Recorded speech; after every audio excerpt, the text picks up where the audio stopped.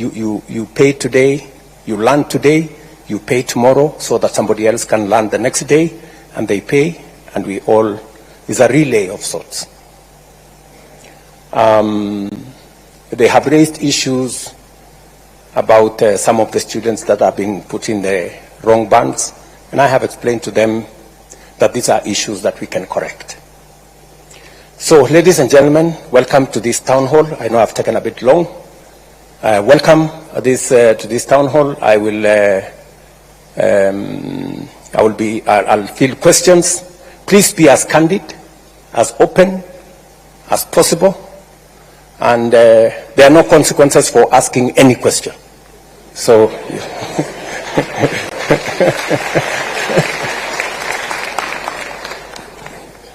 Karibu. Yes. Thank you very much, Your Excellency, and standing on the already established protocol. Your Excellency, my name is Evans Moshanga. I come from Chuka University. I'm a law student headed to 4th year. And Your Excellency, thank you for laying the background. And Your Excellency, we have seen the principles that you're coming from. But Your Excellency, in the 5,300 students that Chuka University has called so far, there is a concern of loans and interest. Your Excellency, loans and interest are at the core of this particular model and are at the core of the concern of these particular students. Your Excellency, I was just looking at the statistics, just to be factual in nature, and I was seeing that by 2023, we had around 120,000 defaulters. That's an estimate of 8.5 billion shillings due to these loans and interest. When I was looking at the statistics, in the United States of America, we had a debt crisis of around 1.6 trillion US dollars and 48 million defaulters.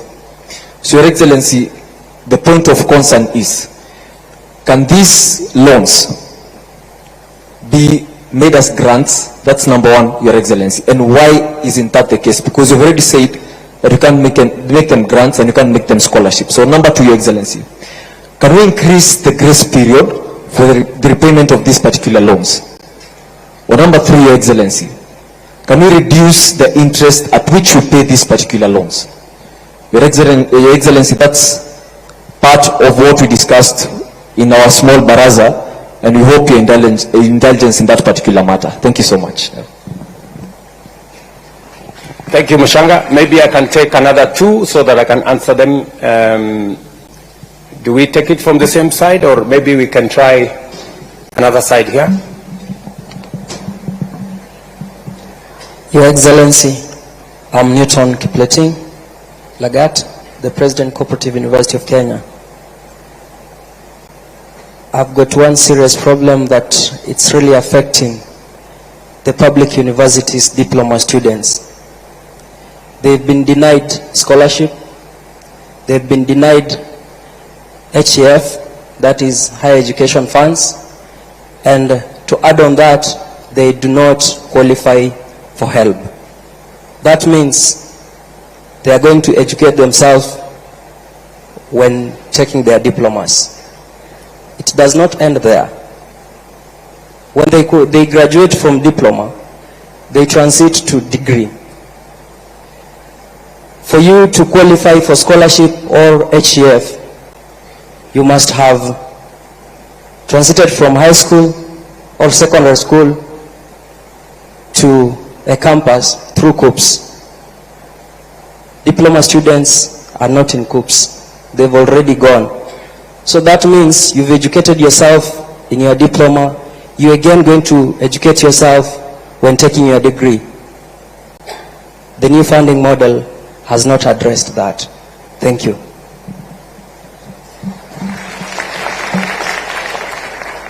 Thank you. Maybe we can take one from this side. A lady for a change, maybe. Thank you. Your Excellency, my name is Mogesi Maroa. I'm a concerned citizen, a youth leader from Kuria, Migori County, and the president of Mount Kenya University Parklands Law Campus. Your Excellency, you've said time and again that this new funding model is student-based. Well, my question is, Why is it that students from private universities are only given loans as opposed to scholarships, just like it is in public universities, yet these students are all from taxpayers of this country? Thank you.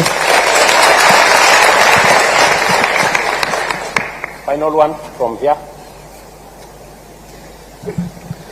Thank you so much, His Excellency. My name is Bonaya Rova from Kenyatta University, a sixth-year architect student, anticipating graduation in December. At the preamble of your speech, you began by denoting that education is an equalizer. Therefore, I have two questions. One, if indeed education is an equalizer, how will this new funding model assist those persons with living with disability? Because you do believe disability is not inability. My second question goes to, I'm from Tana River County, so we are believed to be those that come from marginalized areas of this country. So, you've spoken about cybers. In my local area, the next cyber you normally travel close to about 46 kilometers. I believe you've been there. Ama namna gani?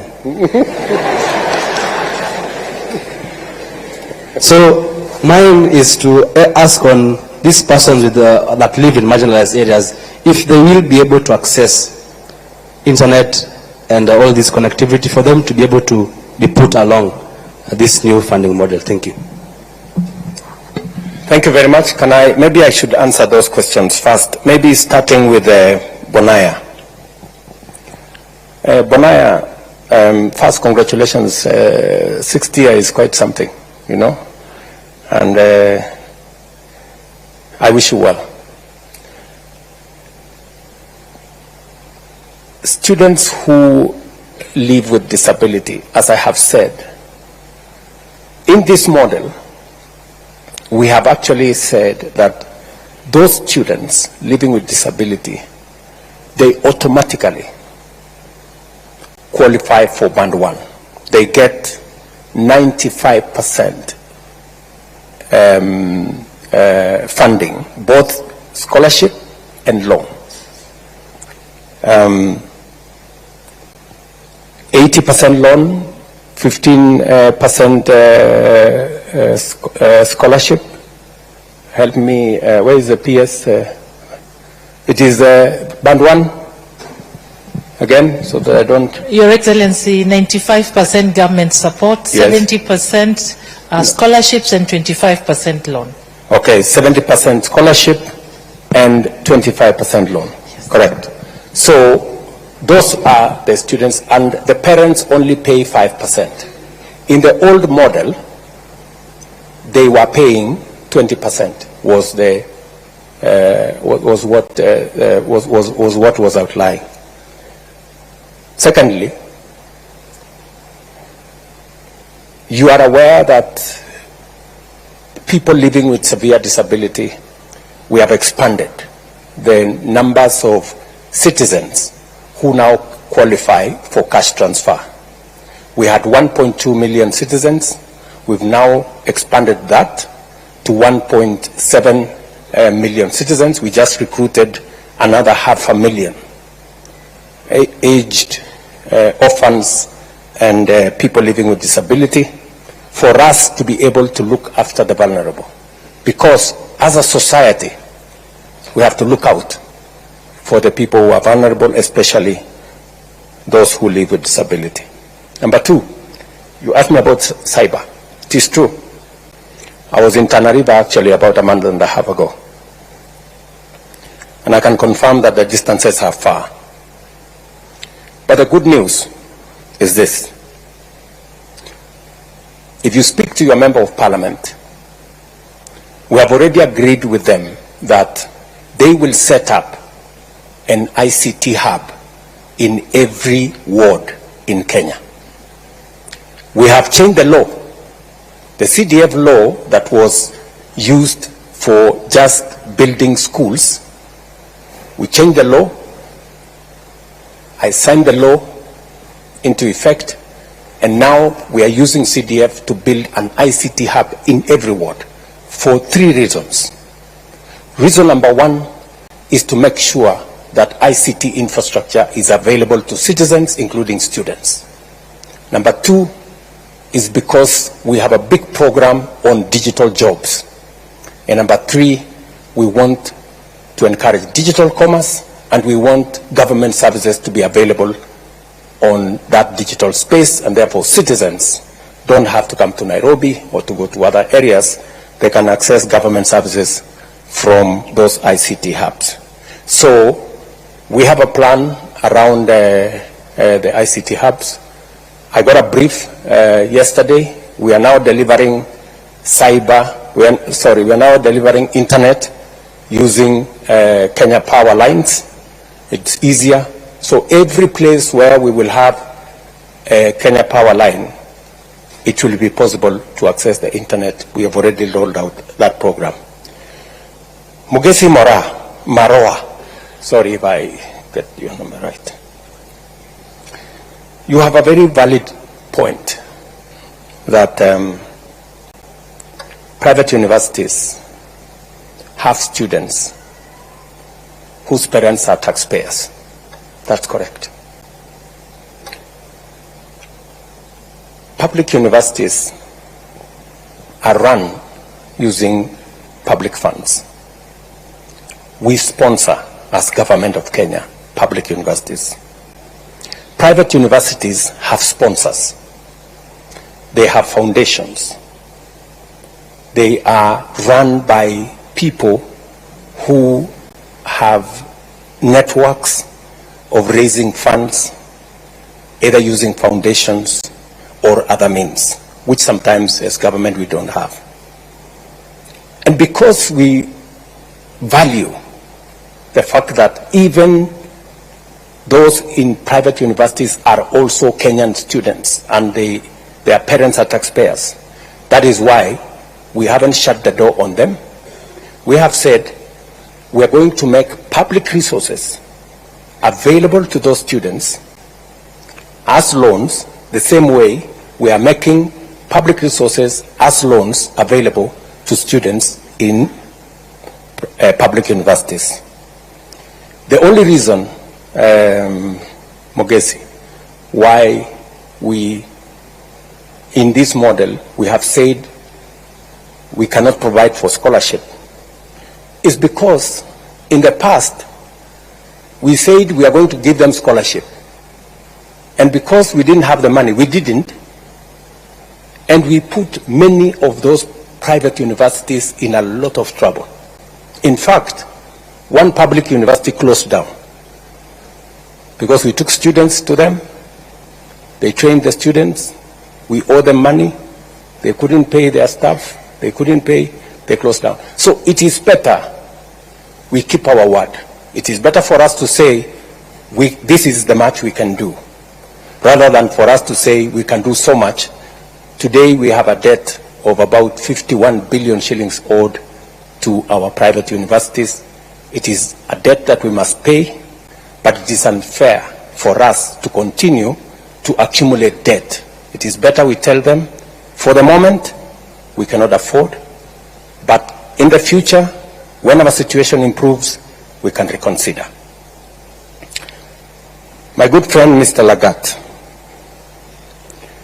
you've made a case for diploma students that they don't qualify, and I think your question is diploma students who are studying in universities. The loans and provisions we have made are for students in our TVETs. And I will tell you where the difference is. You know, as a way of making sure that our TVETs function, when I was Minister for Higher Education, I found out that it was cheaper to go to university than to go to a TVET institution. That was the case. Because we didn't consider properly TVET. And it is one challenge I had to deal with. Because for a very long time, as a country, we considered Tibet as a place for students who are failures, for lack of a better word.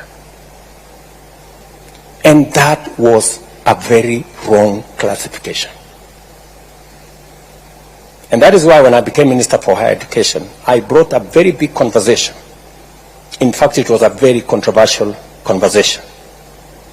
I remember one Vice Chancellor of Moi University, then Professor Ogot, saying that the minister is causing confusion because this Tibet thing is not the thing to do. But the reality is, whether you go to Germany, whether you go to Australia, many of their students go to Tibet institutions. There is a lot of value in us balancing our education between knowledge on one end and competence and skills on another end. And therefore, it is the reason why I pushed very hard. When I was minister in 2009, 2010, there were only maybe 20,000 students in our Tibet. I started the first 30 Tibet institutions. Today, I am very happy that we have 720,000 students in Tibet from 20,000. And we have made huge progress. And we have closed many skills gap that existed.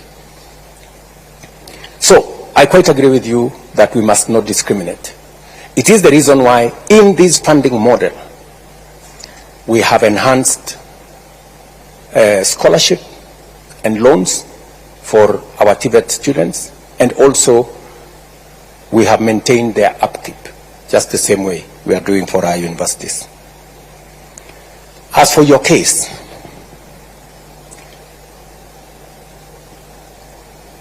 when universities are being considered, they are being considered to provide university degrees. We were trying to discourage universities from also doubling up and doing diploma courses, because there are many institutions now. We have close to 250 Tibet institutions that can offer diploma courses.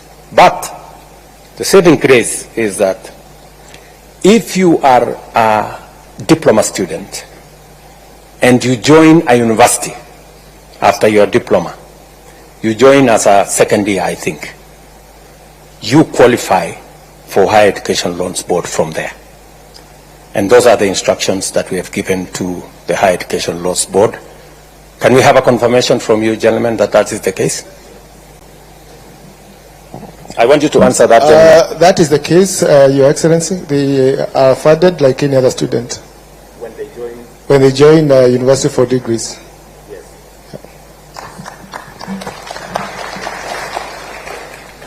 Finally, Evans, my good friend Evans Mushanga. Your issue is that the loans